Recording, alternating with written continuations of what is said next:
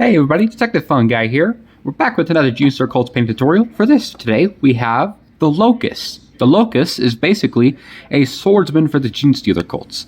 So as you can see, he mostly has robes with some swords, his face, hand, cane, and his hypermorph tail, along with the cult symbol right here. So the first detail we're going to start off with is his robes. So for this, we're going to use a layer paint. We're going to use Tequila Lilac. So what we're going to do, check out the paint like so. We're going to base coat this all over the robes. You may be wondering, why are you using a layer paint for a base coat? Well, you'll see why in just a minute. You'll like it. Okay, so take some Tequila Lilac. Basically, what we're going to do, take some Tequila Lilac onto our table or palette like so. We do need to thin it down slightly, but not much. So what we're going to do, look where the robes are, and just try to avoid these paper seals right here. Don't worry if you do, you can just go back and correct that later.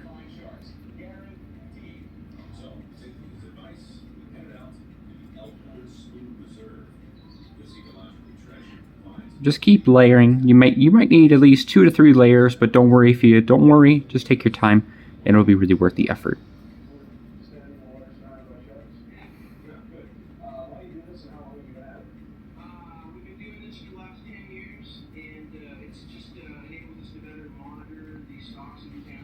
And also, don't forget, for the robes, don't forget his hood. There's also the variants where the hood is off, but I wanted to keep the hood on because I just like it like that.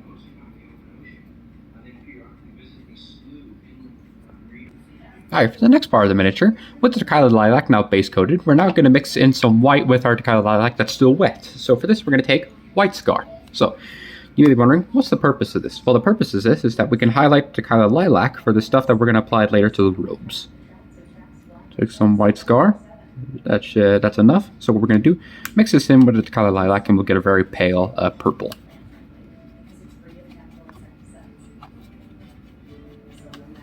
Very good. Alright, now we're going to rinse off our brush, or wash it off. So what we're going to do is that after I close the White Scar paint pot, it is going to take a little bit. Just give me a second. There we go. So after we do that, once our paint is mixed, we're going to start dry brushing the robe. So for the robe, we're going to take our makeup brush or a dry brush. So what we're going to do, take some paint right here and just right here. So what we're going to do, take some paint and then we're going to dry brush all over the paper towel. Wipe most of the paint off like we've been doing.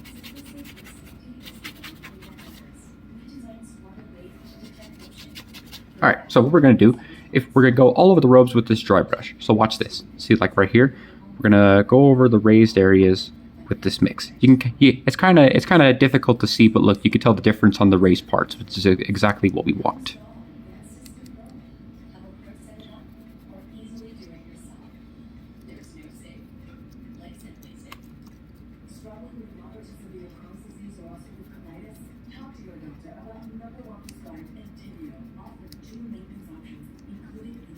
Alright, and that's the robes dry brushed.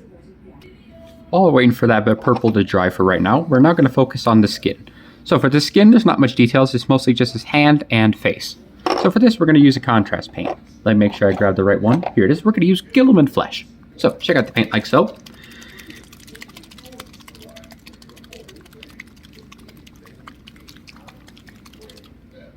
So take some Gilliman Flesh. Basically, what we're going to do is going to add the skin, that tone all over the face and hand. So what we're going to do, take some Gilliman Flesh. We're going to be very, very careful. Just go all over the hand and as well as the face.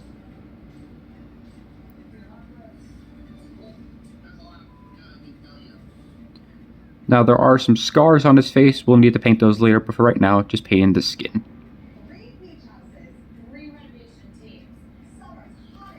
Alright, and that's his skin done.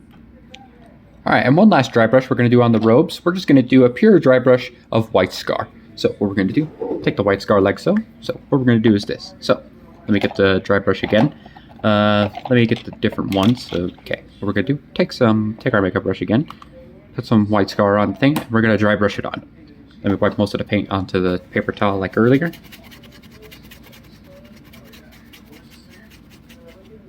Alright, so what we're going to do is we're going to focus on the bottom parts of the robes right here. Just the bottom. You may be wondering, why are you doing this? Well, the reason why is because we can get a really cool highlight effect when we add the purple contrast paint later. You'll see why in just a minute.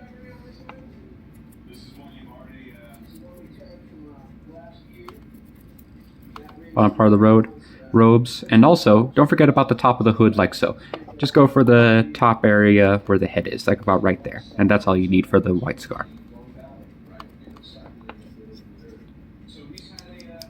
Okay, that's the white scar dry brushed. Alright, now, while we're waiting for the purple to dry once more, we're going to start working on some other details.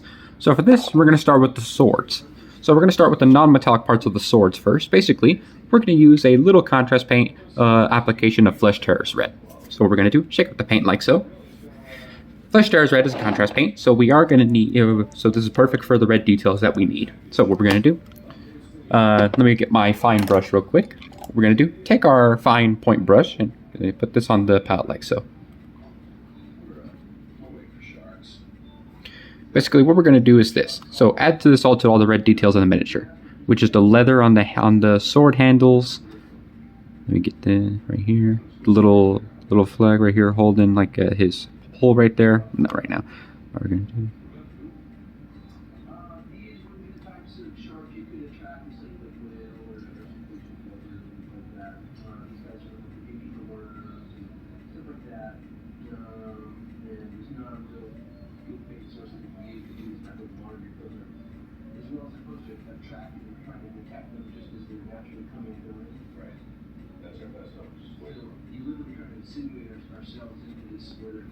And also for the red, we're also going to go do this on the handle of the cane. And don't worry, I'm not getting on the robes. I'm just painting in the handle of the cane for right now.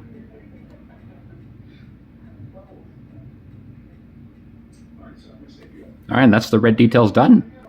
Alright, moment of truth. So, now we're going to start with the purple contrast paint. So, you may notice there's a slight gradient, which is what we did. You'll see why we did that in just a minute. So, for this, we're going to take our contrast paint. We're going to use Luxian Purple. So, shake out the Luxian Purple. So, okay.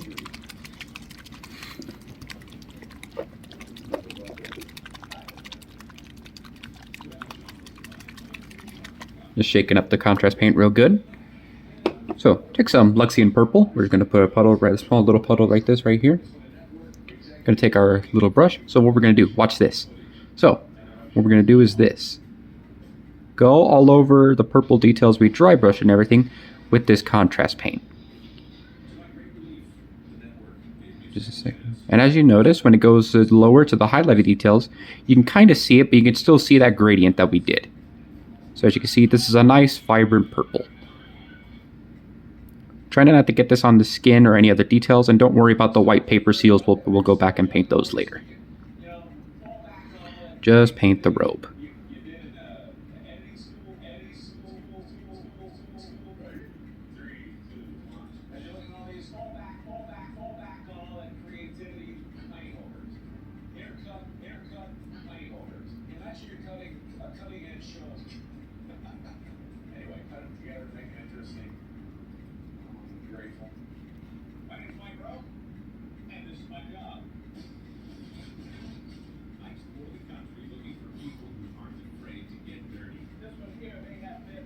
And also, don't forget the hood.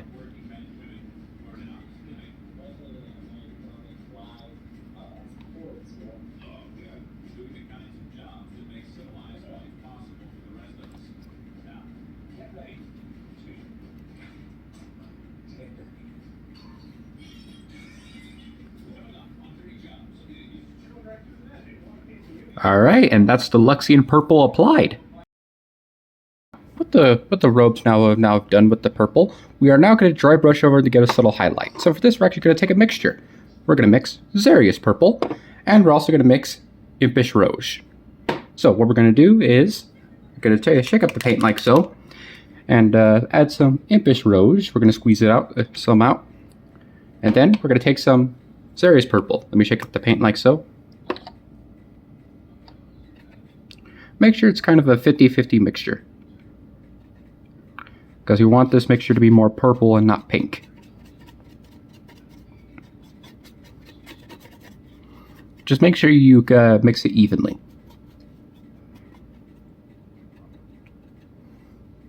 Alright, perfect. So, let me rinse off my mixing brush just a second.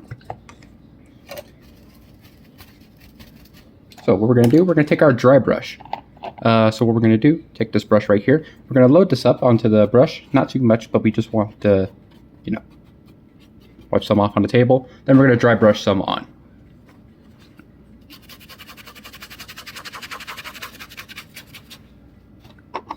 So what we're going to do is that we're going to focus on the hood first and just dry brush all over the hood.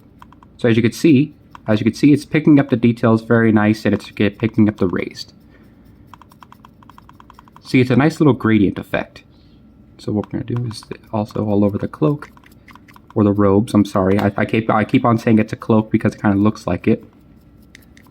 Try not to get any on the skin, but don't worry if you do. You can just fix that later. Sorry if I knocked the camera a little bit. It's just a little hard to dry brush over, you know, stuff like that.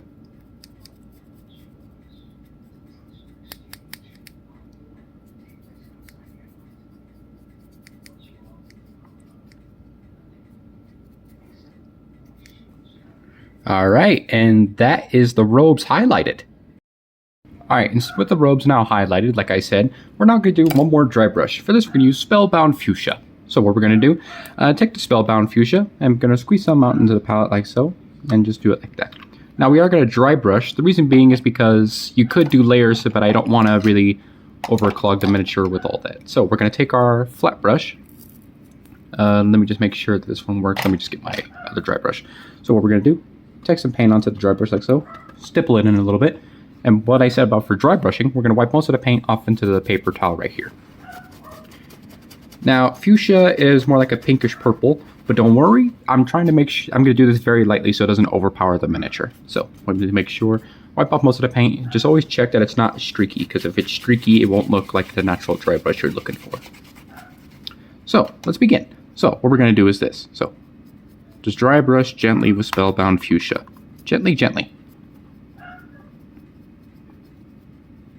And as you can see, it has a nice little highlight to it, but it's not really too pink. See, as you can see right here. Just dry brush gently. Gently, gently, gently. And if it does look a little too pink, don't worry, we can fix that in just a minute. Alright, and that's the robes finally done. Now, there are some parts that we do need to tidy up with some Corax White before we move on. So, for this, we're going to go to Corax White and neaten up some of the details that we want to be gray later. So what we're going to do, take some Corax White. I'm going to put some on my palette right here, or table, because I mostly use my table because it's already dirty enough. So what we're going to do, look for the armor like right here, like on his torso, and just be careful to avoid the purple. Just be very, very careful. What we're going to do is this. Yes, there we go, perfect. Shoulder pads, and anything you might have hit with the purple earlier. Like these little seals right here. Or the parchment, yes. Just be very careful.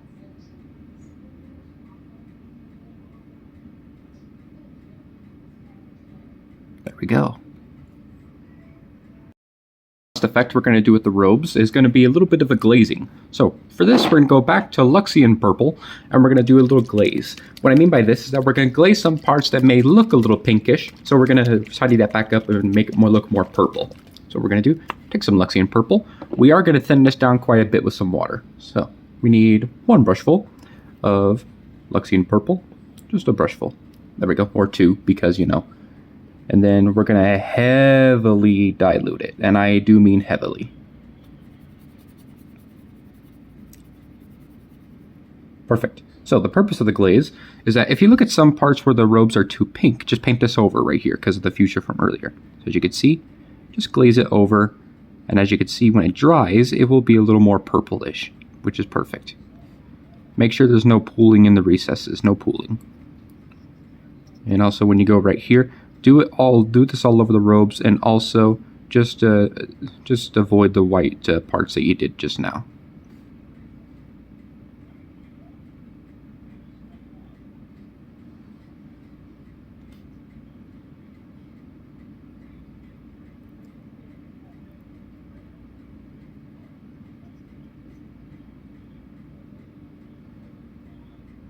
All right, and while we're at this, while it's still wet, basically, we're going to take another portion of Luxine purple, we're going to thin it down a little less.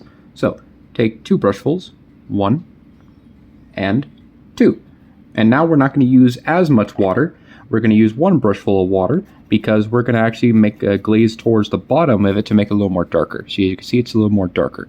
So what we're going to do for this part, since it's still wet, make sure there's not much excess. And what we're going to do is, sort of glaze the bottom of it. And if you do hit the white coat parts, you just undercoat, base coat it, that's fine. So as you can see, it's a nice little blend transition that we got going on. Just do them for the bottom parts of the cloak or the robes, but not too far up. So about right here, halfway. And just try to make sure that the blend is rather smooth, but don't worry, you can just go back and fix it and have it rough as you want.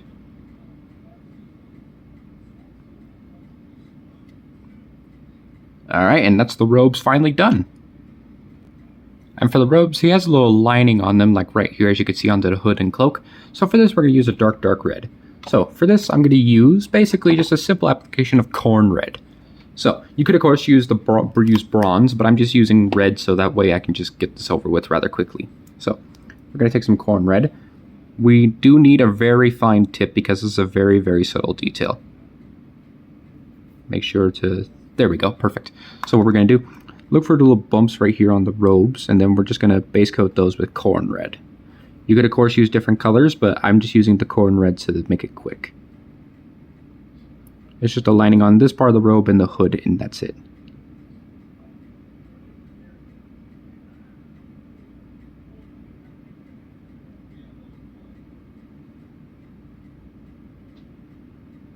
So as you can see, just be very, very careful, and look, it's really looking nice. You can see the pattern showing through.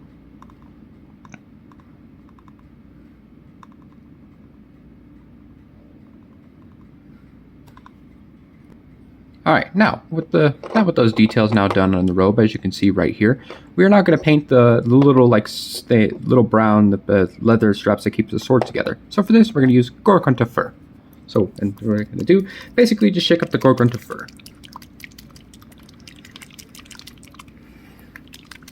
Always shake up your contrast paints really good. We're going to use a small layer brush because you don't need much for much of this. So what we're going to do, Gorgonta fur, take some onto the table. We're going to do just painting the brown that keeps the swords together, and that's it.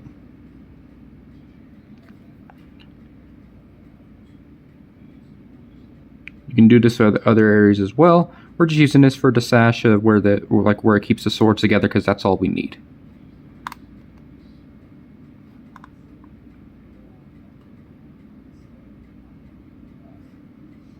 Alright, and that's done. Alright, now we're going to paint the carapace on this guy. So you may be wondering, where's the carapace? Well, it's actually right here. It's his little tail right underneath the robes.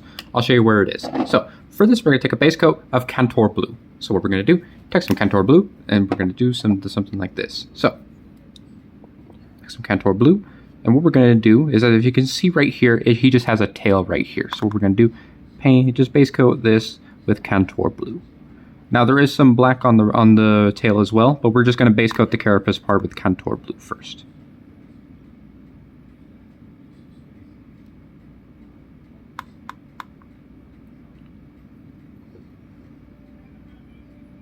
Alright, that's the tail now base coated.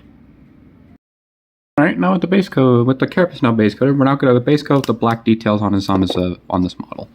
So what we're going to do, it's basically just his little tail, tail claw right here, if you look here and stuff like that. And we just need to base coat this with the Baden Black. Oh, and I almost forgot. We're going to use a Baden Black. I almost forgot about that. Alright, that's the tail pretty much done. Now we're going to start base coating all the silver. So for all the silver, we're going to use lead belcher. So what we're going to do, shake up the paint like so. So what we're going to do, we will need to thin down the lead belcher slightly, but not too much because it's metallic paint, because if you thin it down too much, it won't have the metallic effect. But don't worry, this one's pretty thin. So we're going to do just base coat all the silver details with lead belcher. Be careful to avoid the brown. Don't worry if you do, you can just tidy it up with Corax white and then just paint over it with Gorgonta fur from earlier.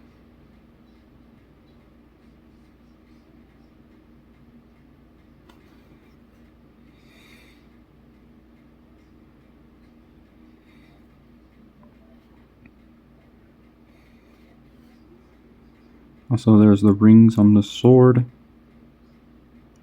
And one more prominent silver detail is the cane. So for right here, we have the shaft, the cane, and the little pommel that he's holding it with.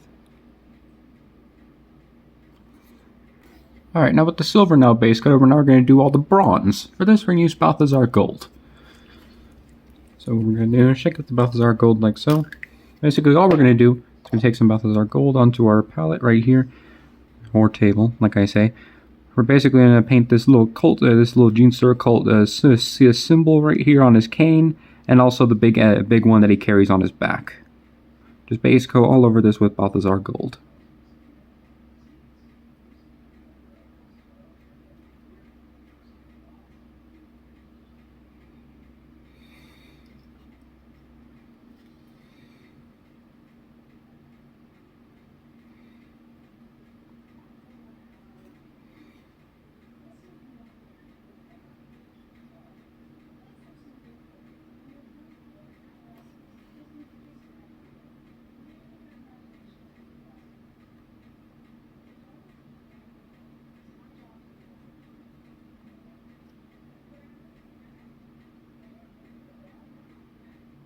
And that's the bronze base coated.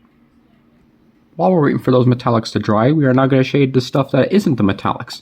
So we've already done the purple robes with the shade earlier, and as well for the red and stuff, but we're also going to shade in the white armor. The reason why is because his armor is actually a little bit of an off-white or gray color. So what we're going to do is just add some Nolan oil just to make it a little more gray. So watch this. What we're going to do right here. Just shade it all over the white tones, and it'll give like a nice subtle gray tone, which is exactly what we want. And also for all the white details as well, just make sure you go all the way over the white seals right there, or paper right there on his cape. You of course use a different color if you want, and also on his tail as well. Don't forget the tail.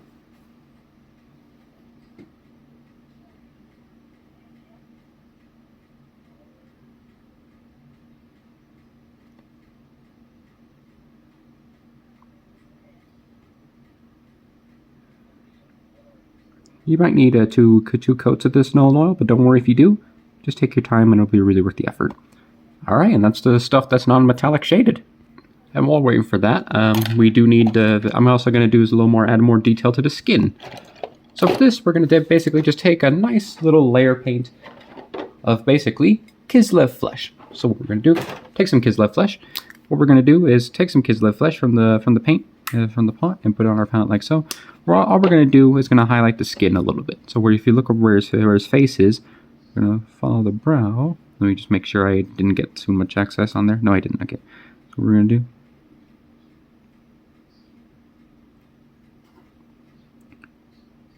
What we're adding is making it a little more natural skin.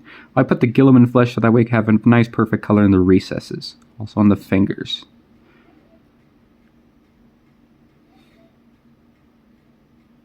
Perfect. And I almost did kind of forget, we're also going to use corn red for the scars on his face. So what we're going to do, take some corn red, just a little bit. What we're going to do is basically just, if you see like these little scratch marks like right here, let me make sure it's a nice one. It's kind of hard to see, but look, as you can see where those 3 lines are, that's where the scars are. We're just going to paint those over right now. Alright, and that's the scars done. Alright, on to shading the metallics. For the silver, we're basically just going to go back, we're basically going to go with Nolan oil. But if you don't have your Nolan oil, you could of course use Agrax Earthshade for a more grimy effect, but I just want to use Nolan oil because this is more of a newer metal sort of look. So what we're going to do, take some Nolan oil, put it on the palette like so. What we're going to do, just go all over the silver, not the bronze, because I have a really cool recipe for that, you'll see. And also on the cane. Alright, that's the silver shaded. For the bronze, we're now going to use a different kind of wash. We're going to use Druchii Violet. Now you may be wondering, why am I using a purple wash? Well, in my experience of doing bronze or copper, it has a really nice sort of natural darker effect that it has. Like a little bit of purple shine. So what we're going to do, take some Druchii Violet, put some on the palette like so, and basically all we're going to do is going to put this all over the bronze. So for this, right here, put it all over the cult symbol like so, and of course the giant emblem on his back. See, as you can see, it has a nice little bronze tone when it darkens it down with the purple a little bit. See? Perfect. And what we're going to do, just keep on going, that's all.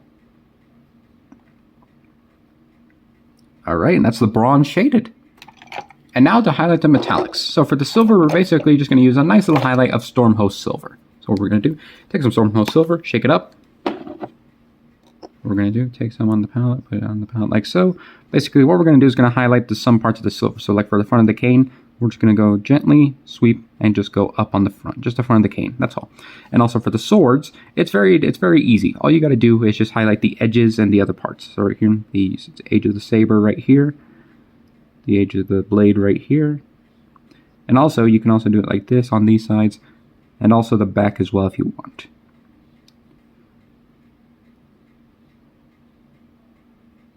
Alright, and that's the silver done.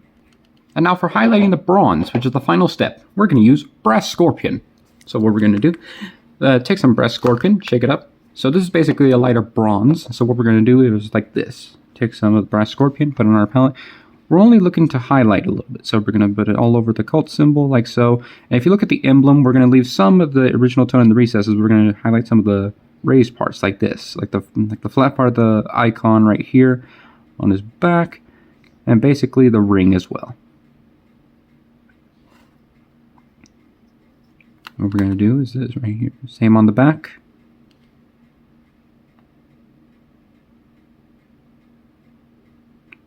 Just all the flat parts and then make it look more like bronze.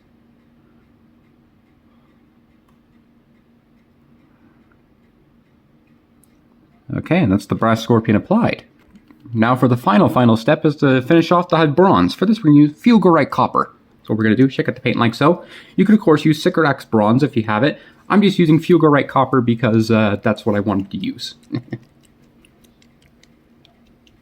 Shake up the paint and look really nice. So what we're going to do, basically it's more of a, Fulgurite Copper is more of a gold tone. So let me just make sure I put some on the palette and actually mix it up first.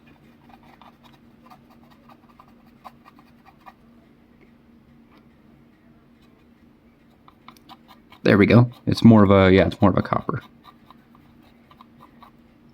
So what we're going to do, as you can see, like for right here, we're going to go on the very edges of the silver, of the bronze. So for this, we're going to focus mainly on the ring. So watch here. On the ring, like so, just gives it a nice little shine. There we go. May look gold, but don't worry, it actually is bronze. Well, copper basically, but yes. Just add a little bit, not too much to the bronze. That's why it can still look bronze instead of gold.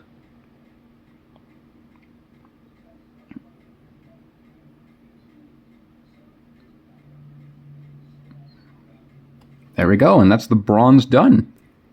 Alright, now I never really done this on the channel before, but if you want to make your models look a little more nicer, we're going to tidy up the base first with a Bad and Black. So what we're going to do, basically what we're going to do, take some of the Bad and Black, and we're going to tidy up the base a little bit, because this is already black plastic. So what we're going to do, just paint up any paint spots where you've gotten it on the base. Just be very careful not to hit the miniature at all.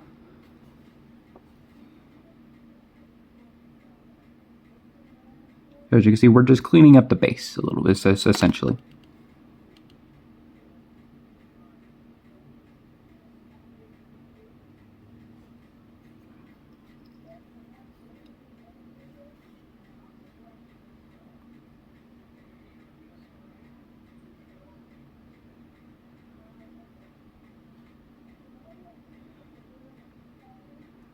Alright, and that's the base tidied. Now with the base tidy, we're now going to paint the rim of the base to make it a little more nicer. For this, I like to use Mournfang Brown.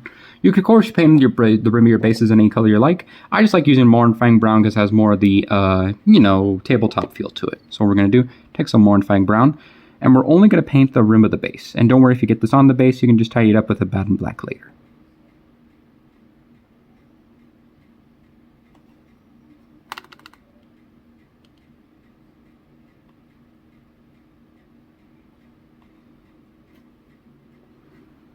Again, painting the rim of the base is not essential, but I just like it because I just like doing it for certain miniatures because it makes it look nice.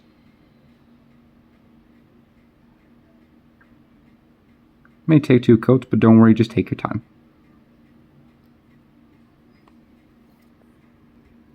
All right, I turn on the flashlight. Now with the rim of the base now done, our locus is finally ready. So we first start off with the skin, with the robe, skin, and other details, and we also just focused on the other details and the metallics as well. So yeah, this concludes this tutorial on how to paint your locus for the Genestealer cults, and I really hope you enjoyed learning how to paint purple and the other metallics as well. Happy painting. Bye bye.